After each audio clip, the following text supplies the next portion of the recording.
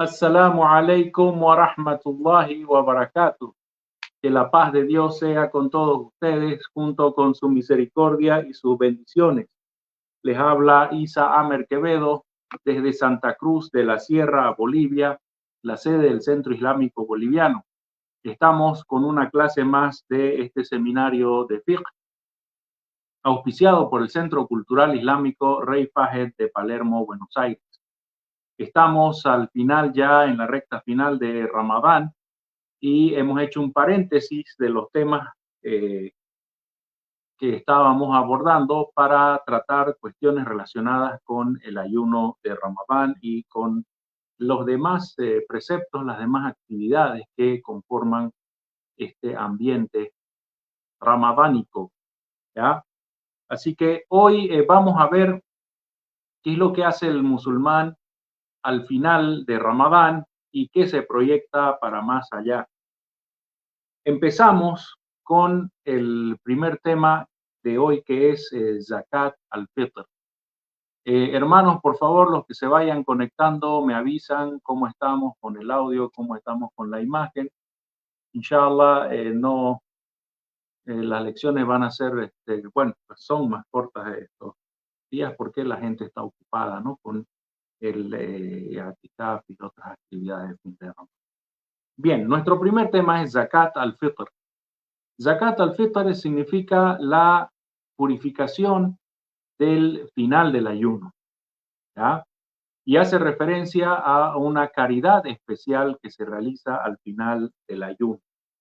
Zakat al-Fitr, hermanos, no es el zakat mayor, que es un pilar del Islam. Esta es la primera aclaración importante.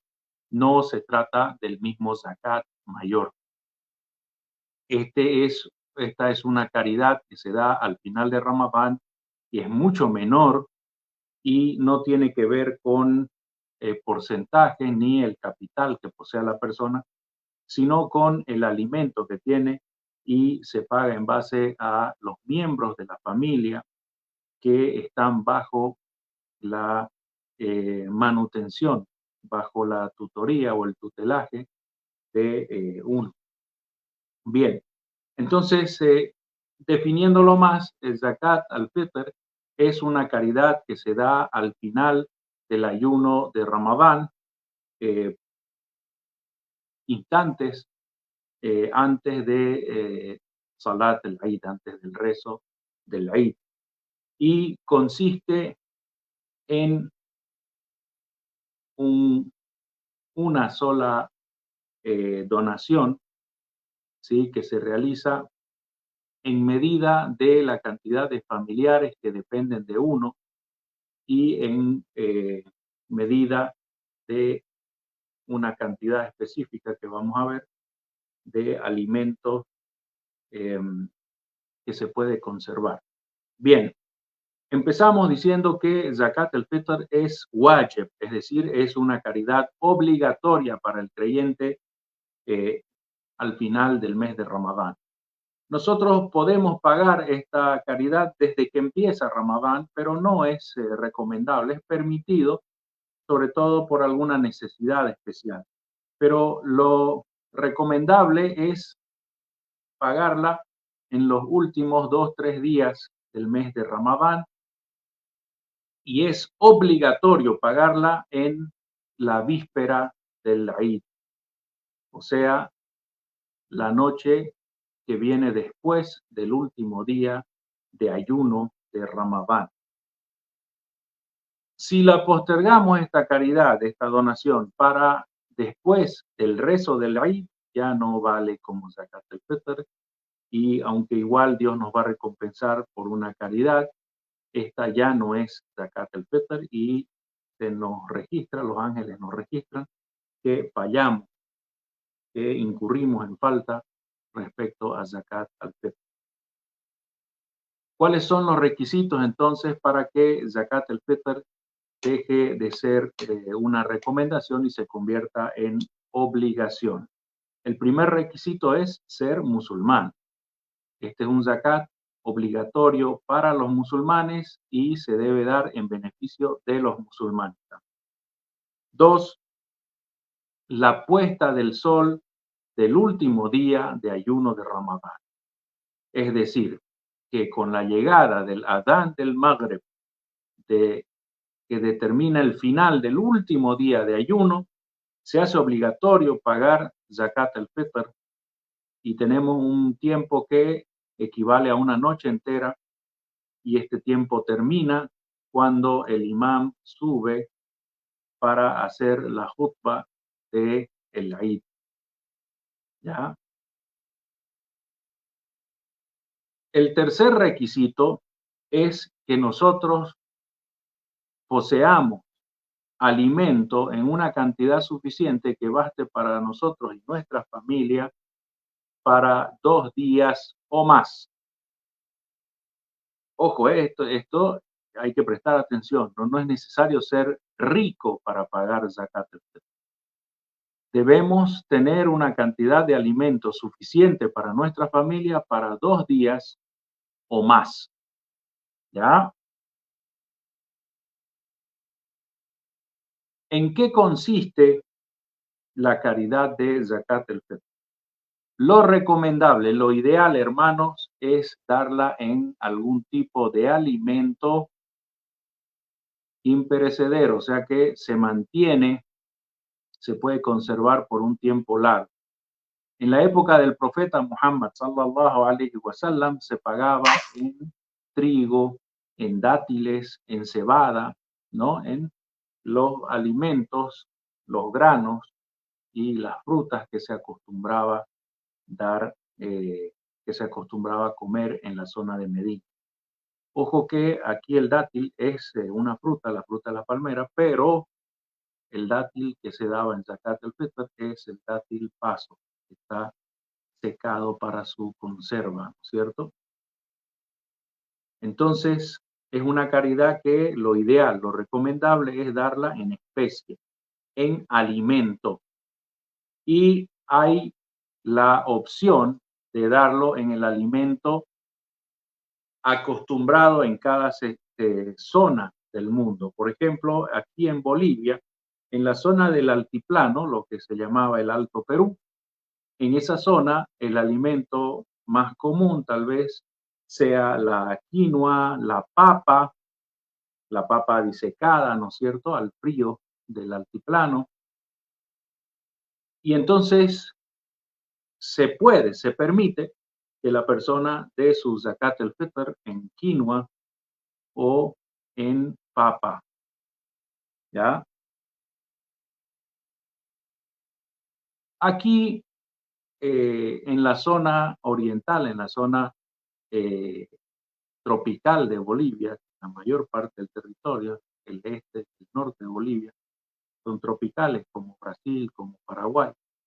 En esta zona el alimento más común es el arroz, ¿ya? Entonces, Zakat al-Fitr se puede pagar en arroz, ¿ya? Que es el grano más común, pero también se puede pagar en trigo. No es tan común como el arroz, pero se puede dar en trigo como lo hacía el profeta sallallahu alaihi wasallam. Entonces, en cada zona tienen un grano, algún tipo de alimento que es fácil de conservar, que puede reemplazar al trigo, la cebada o a los dátiles que pagaban los sahaba radiallahu anhum jami'an. En otros lugares, por ejemplo, podrá ser el garbanzo, la lenteja, en fin. Algunos sostienen que también puede ser un plato de comida de lo acostumbrado. Por ejemplo, aquí en la zona de Santa Cruz de la Sierra, el plato más común es el churrasco con su yuca, con su arroz con queso, su ensalada, o si no, un plato de pollo a la brasa. Lo mismo, está un cuarto de pollo, su papa frita, su plátano frito, yuca frita y eh, arroz chino.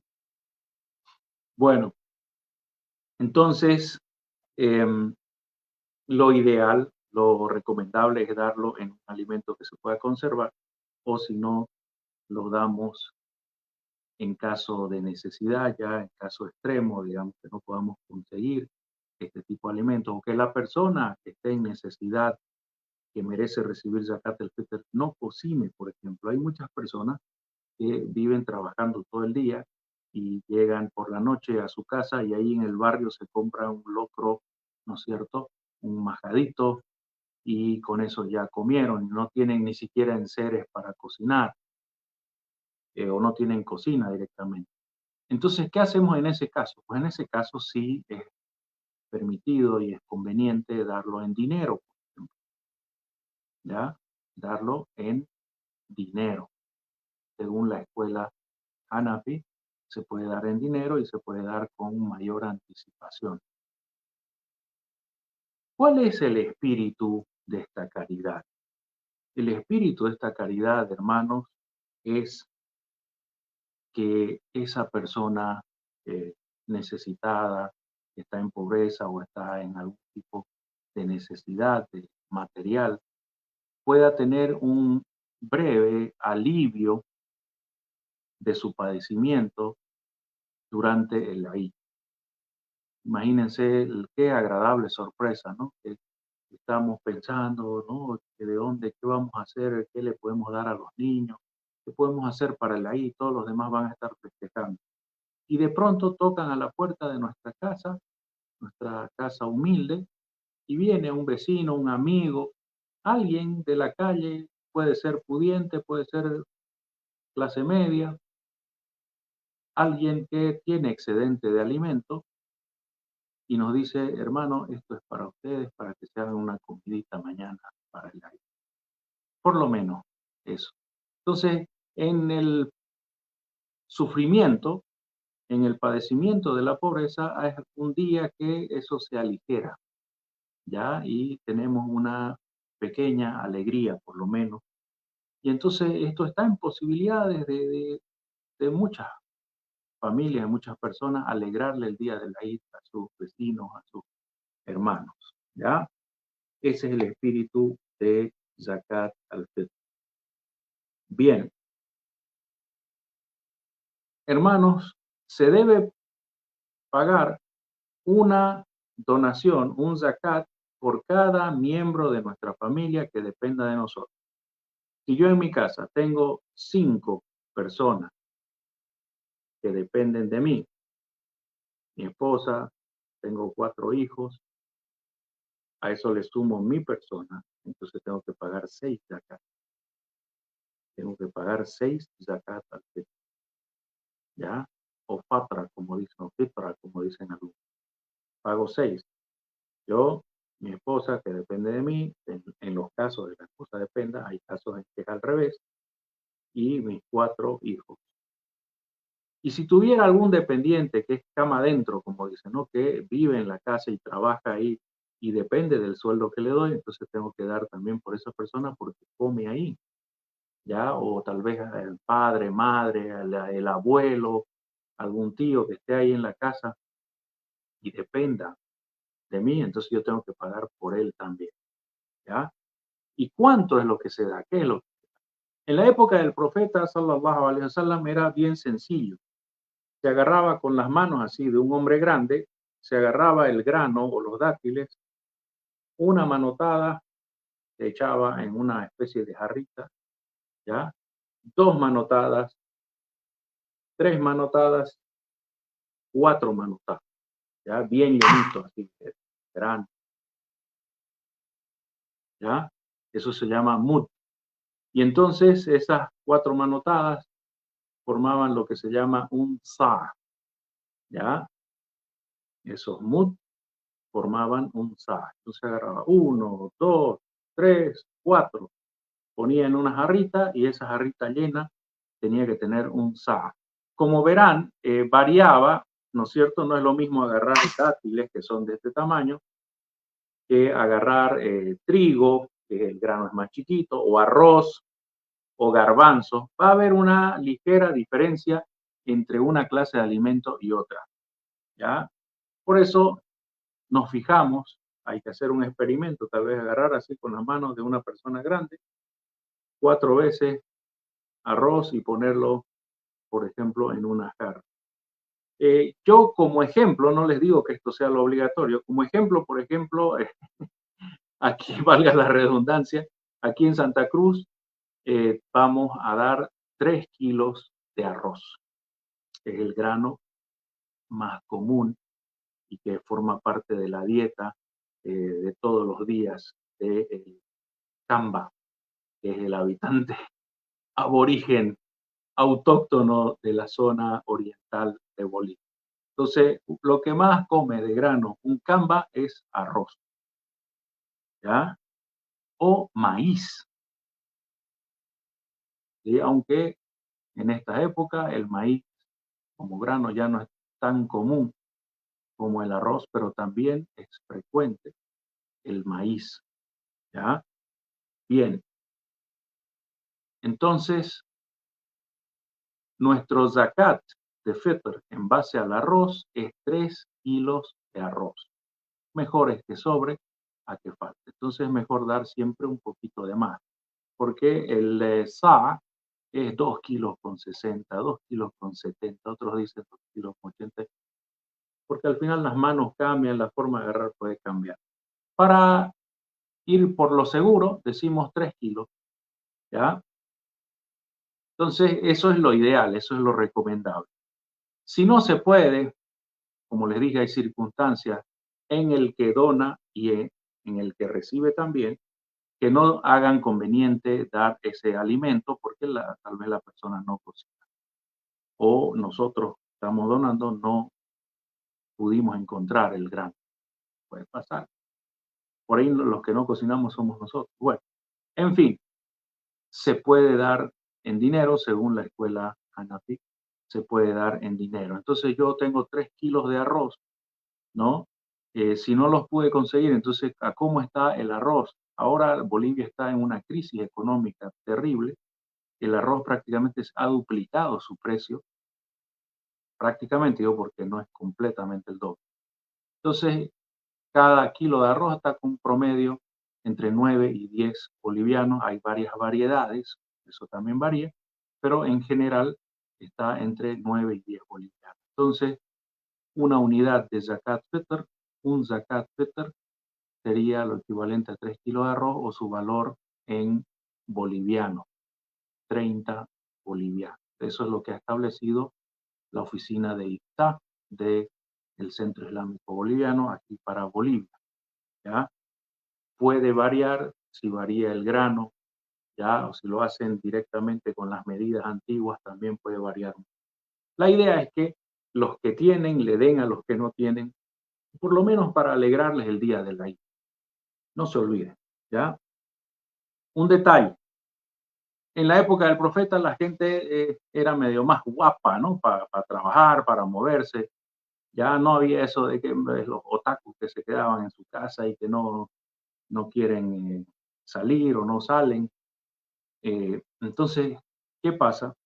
Si nosotros no conocemos a ninguna persona que merezca recibir zakat el fitr, ya, o no podemos entregarle, entonces podemos intermediar con una institución islámica, el centro islámico, la mezquita, el imán de la mezquita.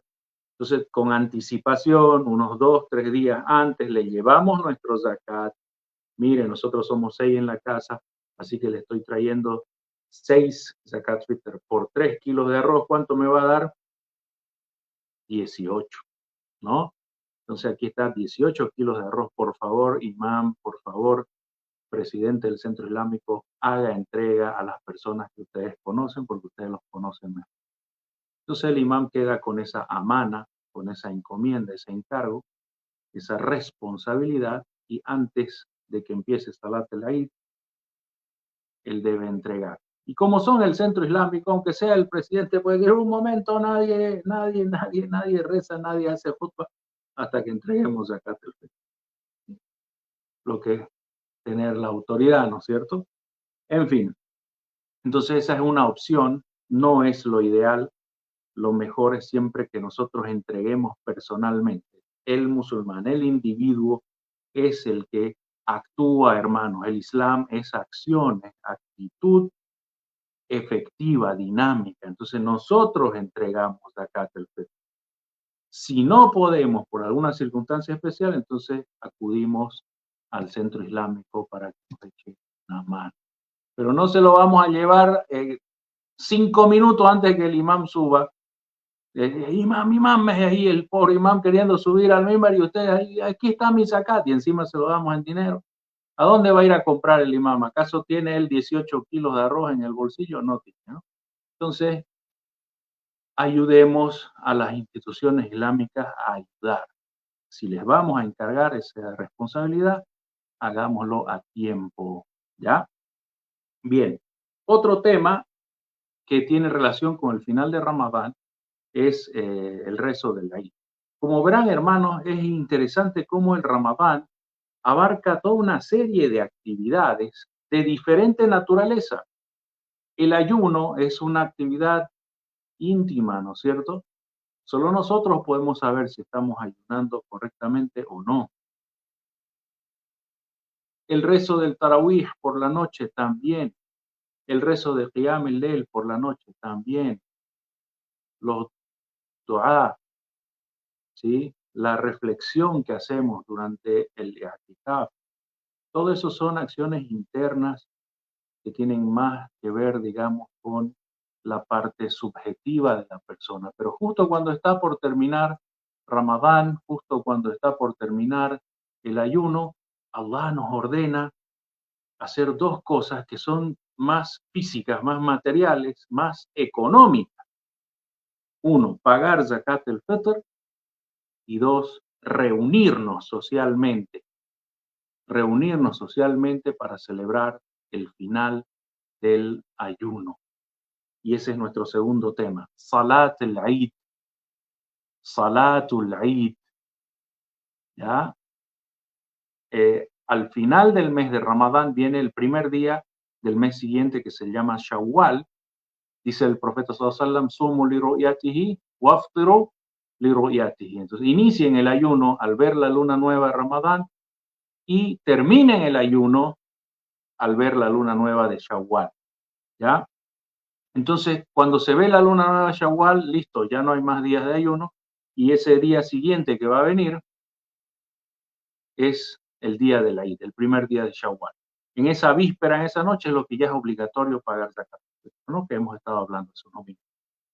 Entonces, el rezo del Eid es sunna muakkada, es una tradición profética enfatizada, confirmada del profeta Muhammad sallallahu alaihi wasallam. El profeta sallallahu alaihi wasallam ordenó, ¿sí? Que practiquemos el rezo del Eid, ¿ya?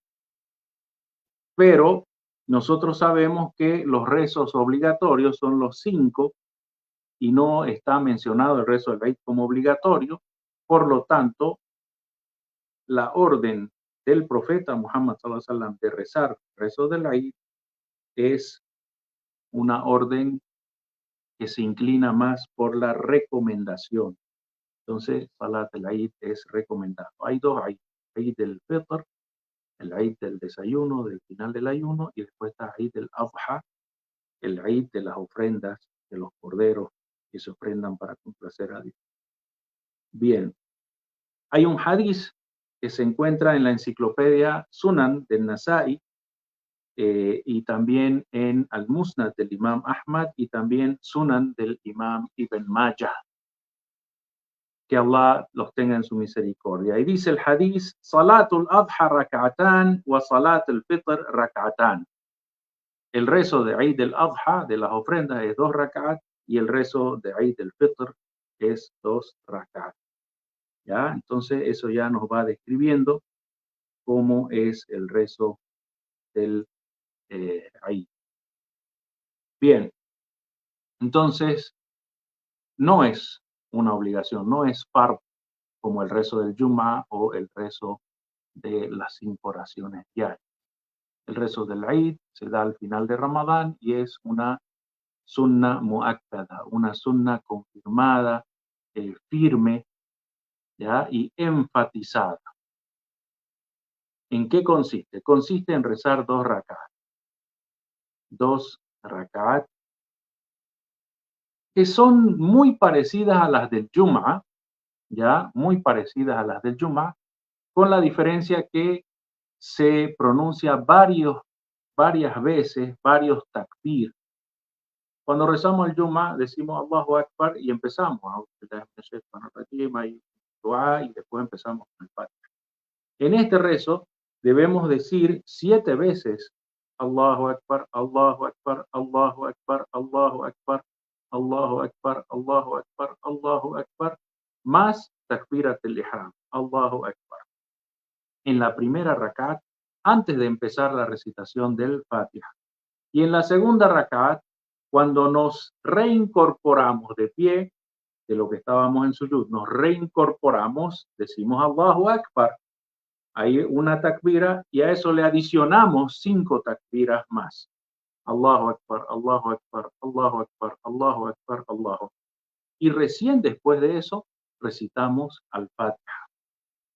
¿Ya? Tiene también otra sura o ayat que se puedan recitar después del Fatiha. Como verán, esa es una diferencia. Por lo demás, nuestro rezo del Eid es muy similar al del Jumu'ah. Pero hay una segunda diferencia que está en el orden de las acciones o las actividades que se hacen en ese día. En el Jumu'ah, el rezo del viernes, primero se hacen 2 khutbas, ya separados por un breve tiempo sentado, por una sentada, y después se hacen 2 rakat, ¿no es cierto?, recitando en voz alta. El día del Eid es al revés, ¿sí? Primero se rezan las 2 rakat sin adán, sin iqama, recitando el Corán en voz alta, ¿ya?, con las takbirat extra.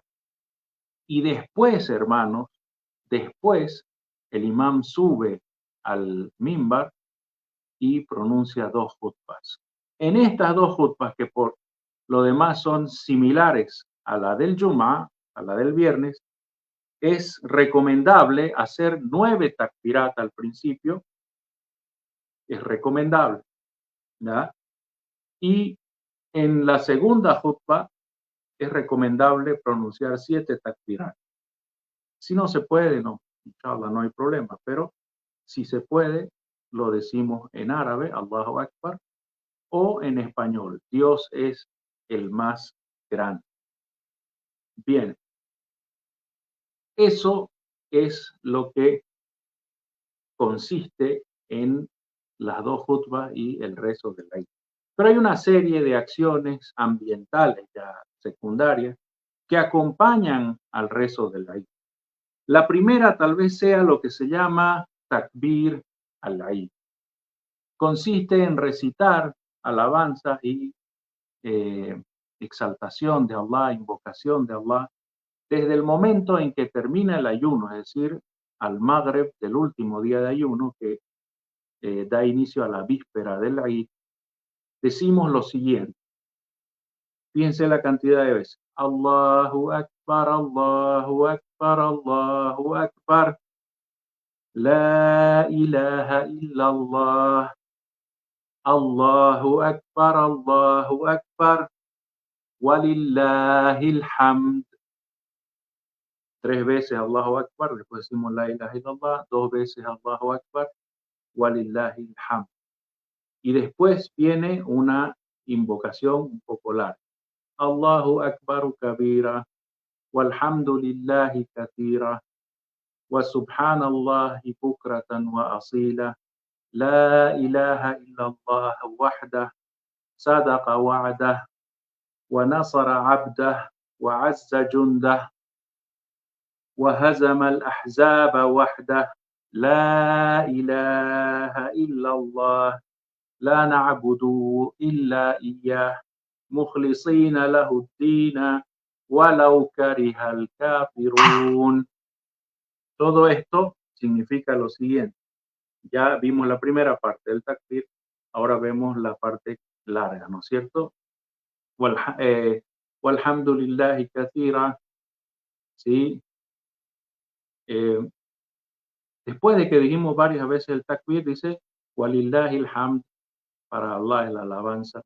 Allahu Akbar kabira, Allah es el más grande de la mayor manera.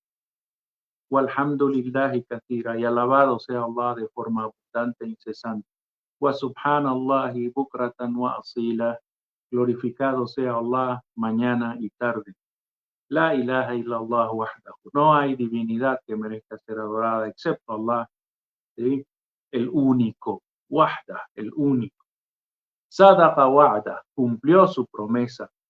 Wa nasara abda, y dio la victoria a su siervo, Muhammad sallallahu alaihi wasallam. Wa azza jundah, y favoreció y honró a sus tropas, a los guerreros que acompañaban a su siervo. Wa hazama al-ahzaba wahda, y él solo, Allah solo venció al ejército de los aliados contra Muhammad, los beduinos, los idólatras de Quraysh y los judíos de Medina. Se unieron formando una gran coalición de varias tribus árabes para destruir a Muhammad sallallahu alaihi wasallam. ¿Y cómo se dispersó y fue derrotada esta gran coalición árabe contra Muhammad? Por el clima, les hizo frío, el viento les tumbaba sus carpas y una estratagema extraña, un foso. Los musulmanes cavaron un foso o una fosa alrededor de Medina, que ya en dos partes es montaña que no se puede cruzar, como si fuera una muralla natural, y en las dos partes abiertas se cavó este foso, ¿ya? Que no pudieron cruzar los aliados. Y ahí se quedaron casi un mes sin poder hacer nada, sin poder combatir, y el clima los fue desanimando y los fue ablandando. Entonces los musulmanes, aparte de cavar y asustarse, digamos, no hicieron nada. Allah derrotó a la coalición de judíos, idólatras e hipócritas que quería destruir a Muhammad y a los musulmanes. La ilaha illallah, no hay más Dios, no hay divinidad que merezca ser adorada excepto Allah. Wala na'budu illa iyyah, no adoramos más que a Allah. Mukhlisina lahuddin, de forma sincera, solo para Allah es la adoración. Walau kariha al kafirun, aunque les disguste a los incrédulos. Que no somos monedita de oro, ¿no? Para caerles bien a todos. Así que no nos interesa. Si les disgusta, ¿qué podemos hacer? Nuestra obligación como seres humanos es obedecer a nuestro Señor y hacer el bien. Obedecer a nuestro Señor, adorarlo haciendo el bien. Eso, hermanos, se recomienda antes de salir de la casa, de ir a la mezquita, comer dátiles, comer algo antes de salir a la mezquita, ir hacia la mezquita por un camino y volver por otro para toparse con más gente, saludar, están por ahí los parientes, los vecinos, etcétera, etcétera. Se recomienda también vestir ropa nueva, ¿sí? Una mudada nueva, ¿ya? O vestirlo blanco, que es el blanco es el color de fiesta en, en la cultura islámica. Aquí en Santa Cruz también se visten de blanco para las fiestas, se vestían, bueno, cambió todo. Se recomienda también que todos asistan al rezo del Eid, con alegría, celebrando que Allah les dio éxito. Miren, no se celebra el nacimiento de nadie, no se celebra la muerte de nadie, no. Se celebra que Allah nos dio éxito para poder cumplir, completar el ayuno, agradecerle a Allah subhanahu wa ta'ala por lo que Él nos ha dado. ¿Ya? Y entonces, ¿qué dice el profeta sallallahu alaihi wasallam? Que salgan los hombres, las mujeres, los niños, todos, que vayan todos. ¿Y qué hacemos si la mezquita no abastece? Pues la sunna, la costumbre es hacer el rezo del Eid en un espacio descampado, en un espacio abierto. Que, por ejemplo, alquilar una cancha de fútbol, y si son menos, bueno, una de fulbito, que se yo, futsal, o de básquet, de voleibol, hacerlo en un espacio abierto, ¿ya? Limpio, abierto, reunirse ahí, y también eso es una forma de presentar el Islam a los demás, ¿ya? Y es una forma de dar realce a la religión de Allah. No solo aquí en Occidente, sino en general, en todas partes del mundo, el rezo de Eid, así se recomienda hacerlo así. Y también se recomienda compartir, hacer dulces, hacer alguna comidita especial para agregarle al festejo. hasta 3 días, ¿ya? Festejando por aquí y por allá.